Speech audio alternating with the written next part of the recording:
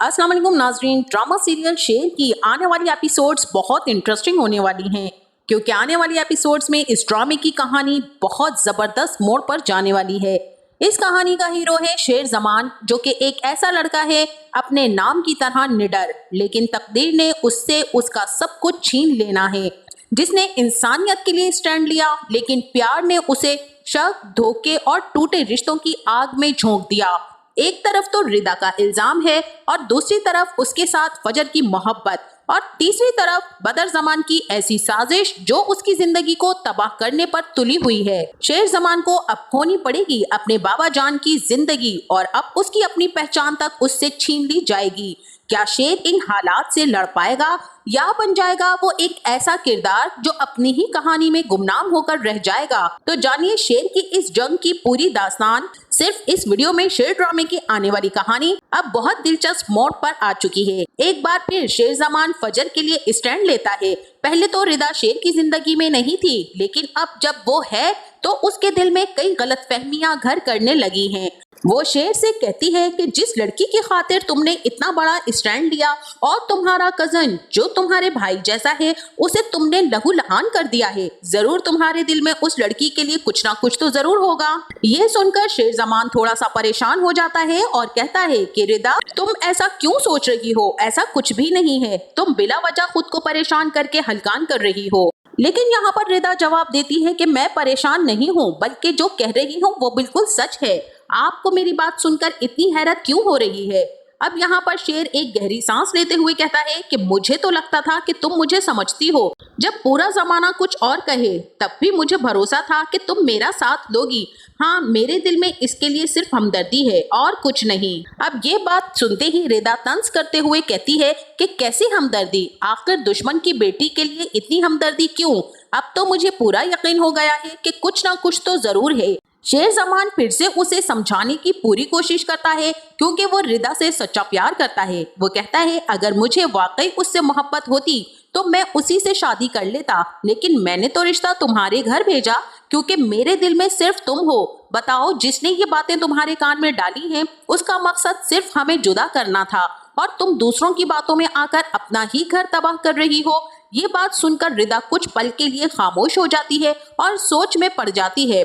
फिर उसे महसूस होता है कि शेर जमान की बातों में वाकई सच्चाई है। आखिर उसके माँ बाप भी अब शेर को पसंद करने लगे थे। और इसी के साथ वहीं दूसरी तरफ जब फजर की शेर जमान से मुलाकात होती है तो वो कहती है कि शेर जमान, तुमने जो कुछ मेरे लिए किया, यकीन मानो अगर मुझे कभी मौका मिला तो तुम्हारा ये एहसान जरूर चुकाऊंगी। अब यहाँ पर शेर मुस्कुराते हुए जवाब देता है कि मैंने ये सब तुम्हें दुश्मन की बेटी समझकर नहीं किया, बल्कि इंसानियत की खातिर किया है। अब फजर के दिल में शेर के लिए दिन ब दिन मोहब्बत बढ़ती जा रही है, और उसे खुद भी ये समझ नहीं आ रहा कि वो इस एहसास को कैसे संभाले।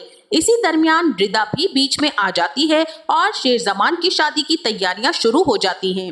लेकिन दूसरी तरफ फहद के सीने में आग दहक रही होती है, और वो अपने बाप बदर जमान से कहता है कि मैं इस शेर जमान को जिंदा नहीं छोड़ूंगा। सबके सामने उसने मेरी इतनी बेइज्जती की है और फजर के खातिर उसने मुझे शर्मिंदा किया। अब मैं उसे जान से मारकर ही दम लूंगा। अब बदर जमान यहाँ फहद को समझाते हुए कहता है कि तुम क्यों परेशान हो रहे हो बेटा, तुम्हारा और मेरा दुश्मन एक ही है, और जब तुम्हारा बाप तुम्हारे साथ हो तो कोई तुम्हारा कुछ नहीं बिगाड़ सकता। हम दोनों मिलकर उसे खत्म कर देंगे। लेकिन फहद कहता है नहीं डैड, मुझे नहीं पता आप कब बदला लोगे और कब नहीं, लेकिन मैं आज अभी और इसी वक्त इसका हिसाब चुकता करना चाहता हूँ।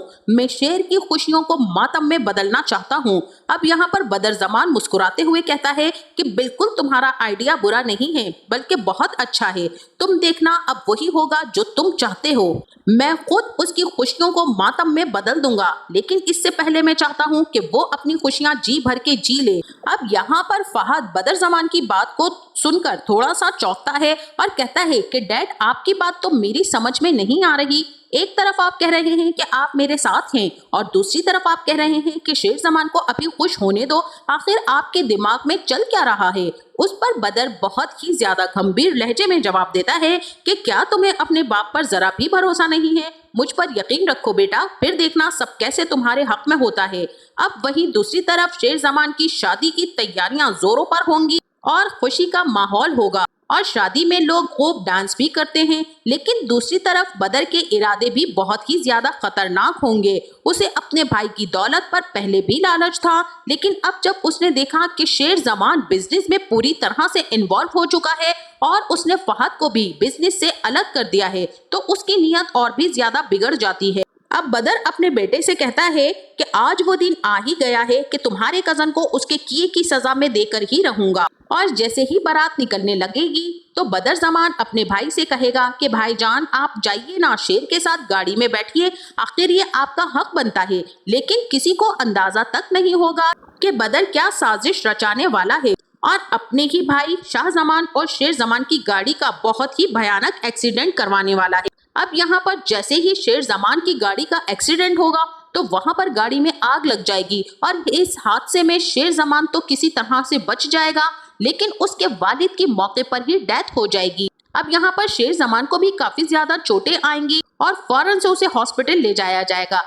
अब जैसे ही शेर जमान हॉस्पिटल पहुंचेगा तो बदर इस मौके का पूरा फायदा उठाएगा और एक और चाल चलेगा। इस बार वो डॉक्टर से मिल जाएगा और डॉक्टर से कहेगा कि आपको वही करना है जो मैं आपसे कहूंगा और उसके बदले में मैं आपको मोटी रकम दूंगा। पैसों के लालच में आकर डॉक्टर बदर की बात मान लेगा और अब शेर को ऐसा इंजेक्शन लगाने लगता है जिससे उसकी दिमागी हालत धीरे धीरे खराब होने लगती है। बदर तो ये सब कुछ देखकर बहुत ही ज्यादा खुश होता है और मुस्कुराते हुए कहता है कि मैं पहले से जानता था कि ये प्लान काम करेगा और देखो मैं अपने मकसद में कैसे कामयाब हो रहा हूँ। अब शेर जमान की बिगड़ती दिमागी हालत को देखकर घर वाले बहुत ही ज्यादा परेशान हो जाते हैं। किसी को समझ नहीं आता कि अचानक उसे क्या हो गया है। इसी हालत में रिदा भी जब शेर से मिलने आती है तो शेर जमान तो बुरी तरह से टूट चुका होता है। वो रिदा को देखते ही गुस्से में आ जाएगा और कहेगा कि तुम ही हो और तुम ही हो कि जिसकी वजह से मेरे बाबा की मौत हुई है और ये सब कुछ सिर्फ और सिर्फ तुम्हारी वजह से हुआ है। अगर मैं तुमसे शादी का ख्वाब ना देखता तो आज ये सब मेरे साथ ना हुआ होता, मेरा बाप मुझसे जुदा ना होता। रिदा हैरान रह जाएगी और दुखी होकर पूछेगी कि शेर तुम्हें क्या हो गया है, लेकिन शेर तो आपे से बाहर ही हो जाएगा और वो रिदा का गला पकड़ लेगा। घबराकर रिदा किसी तरह से खुद को छुड़ाने की कोशिश करेगी और वहां से निकल जाएगी और इस सारी सूरत हाल के बाद रिदा और शेर का रिश्ता भी पूरी तरह से टूट जाएगा। रिदा खुद से सवाल करेगी कि आखिर मेरे साथ ऐसा क्यों हुआ, मुझे कुछ समझ में नहीं आ रहा है। इसी के साथ बदर भी अब आगे की साजिशें तैयार कर रहा है और कहता है अब वक्त है कि मैं इस सारी प्रॉपर्टी पर कब्जा कर लूं। जब तक ये सब मेरे नाम नहीं हो जाता मुझे भी चैन नहीं मिलेगा। इसी दरमियान वो फहद का रिश्ता नसीम के साथ तय कर देता है और फिर अपनी भाभी से कहता है कि अब तो आपको कोई एतराज नहीं होना चाहिए, आखिरकार भाई साहब इस दुनिया में नहीं रहे और शेर जमान तो हॉस्पिटल में है। ऐसे में बेटियों की शादी कौन करेगा, कोई रिश्ता लाने वाला भी नजर नहीं आ रहा। बदर की बातें सुनकर उसकी भाभी भी मजबूरी में हामी भर देती है। अब तहमीना को लेकर भी भाभी के दिल में शिकायतें सर उठाने लगती हैं और वो कहती है तहमीना तो बस अपने आप में ही रहती है, उसे तो किसी की कोई परवाह ही नहीं है। मुझे समझ में नहीं आ रहा कि आगे चलकर हालात कैसे होंगे, तो बेहतर यही होगा कि मैं अपने बेटे की शादी कर दूं। इसके बाद वो बदर से कहती है कि ठीक है बदर भाई, मैं अपनी बेटी की शादी आपके बेटे फहद से करने के लिए तैयार हूँ। तो नाजरीन, आपका इस ड्रामे के बारे में क्या ख्याल है? शेर जमान इस सारी सिचुएशन को किस तरह से टैकल कर पाएगा और क्या फजर शुजात की मोहब्बत शेर जमान की जिंदगी में नया मोड़ ले आएगी? इसी के साथ क्या फजर अपनी मोहब्बत निभाएगी या फिर अपने बाप की दुश्मनी का हक अदा करेगी? इस बारे में हमें अपनी राय का इज़हार कमेंट सेक्शन में जरूर कीजिएगा। जाते जाते वीडियो को लाइक और चैनल को सब्सक्राइब करना ना भूलिएगा। अपना बहुत सारा ख्याल रखिएगा। मिलते हैं नेक्स्ट वीडियो में, तब तक के लिए अल्लाह हाफिज।